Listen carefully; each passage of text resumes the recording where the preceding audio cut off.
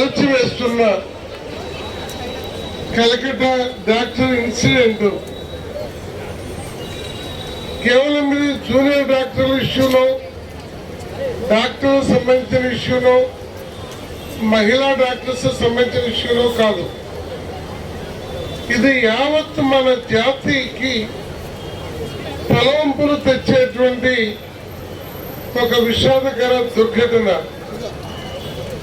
గతంలో నిర్భయ లాంటి అనేక చట్టాలు తీసుకొచ్చిన చరిత్రలో ఎన్నో ఇన్సిడెంట్స్ మనం చూస్తున్నా. ఇది మనకు సంబంధించిన విషయం కాదు, ఇదేదో జరిగిపోతూ ఉంది అనేటువంటి ఒక తాత్సార వైఖరి మన సమాజంలో చాలా ఎక్కువగా మన వెంటాడుతూ ఉంది. పూర్వం మేము విద్యార్థులుగా ఉన్న రోజుల్లో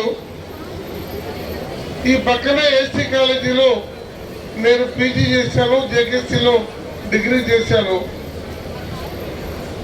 ఒక అశ్లీలమైనటువంటి వాల్ పోస్టర్ రోడ్డు మీద కనపడితే మేమంతా ఏఐఎస్ఎఫ్ కార్యకర్తలుగా ఉండేవాళ్ళం.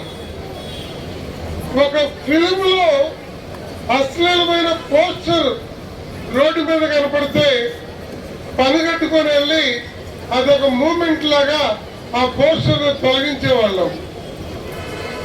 సెన్సార్ బోర్డు వాళ్ళు ప్రొడ్యూసర్స్ మేనేజ్ చేసుకొని అసభ్యకరమైనటువంటి పార్ట్ ఏదన్నా ఫిల్మ్ లో ఉంటే ఆ థియేటర్ దగ్గర ఆందోళన చేసి ఇది ఒక పాశ్చాత్య వికృత సంస్కృతికి దారితీస్తుంది, మన భారతీయ విలువలను మంటగలుపుతుంది అని ఆందోళన చేసేవాళ్ళం. కానీ ఆనాడు ఇంతటి ప్రమాదం ఉంటుందని మాకు కూడా తెలీదు. ఈ 40 ఏళ్ల కాలంలో నైతిక విలువలు పతనమైపోతుంది, సాంస్కృతిక విలువలు పతనమైపోతుంది, వారి వరుస లేకుండా పోతున్న ఒకనొక స్థితి ఏర్పడుతుంది.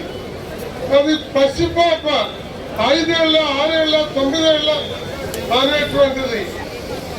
ఇలాంటి పరిస్థితి మనము ఈ ఘటనకు సంబంధించి ఈరోజు దేశవ్యాప్తంగా 24 గంటల పాటు వైద్య సేవల్ని బంద్ చేసి నిరసన తెలియజేసేటువంటి ఈ ఐఎంఏ పిలుపుని మేము పూర్తిగా స్వాగతిస్తున్నాము, మద్దతు తెలియజేస్తున్నాము.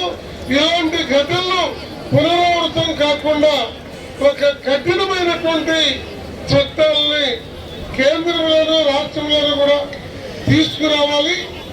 పని కేంద్రాలలో వాళ్ళు డాక్టర్ల, ఎన్డీజీఓస, లేకపోతే అంగన్వాడీల మరొకరాని కాదు, ఏ మహిళ అయినా మన తల్లి లాంటి భావనతోటి ఉండే ఒక సంస్కారవంతమైన ఆలోచనని మనం తీసుకురావాలి.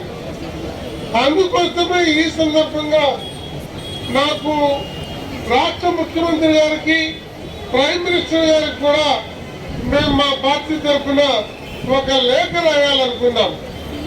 అదేమంటే పాఠ్యాంశాలలో ప్రతి స్త్రీని గౌరవించే ఒక సత్సంప్రదాయాన్ని, ఒక కల్చర్ని, ఒక ఆలోచనని విద్యార్థి దశ నుండి మనము చెప్పకపోతే ఈ గౌరవం అనేది లేకుండా ఈ పశు సంస్కృతి వస్తుంది. ఇది మహిళల, పురుషుల మరొకలా కాదు, యావత్తు సమాజానికి సిగ్గుచేటైనటువంటి విషయము.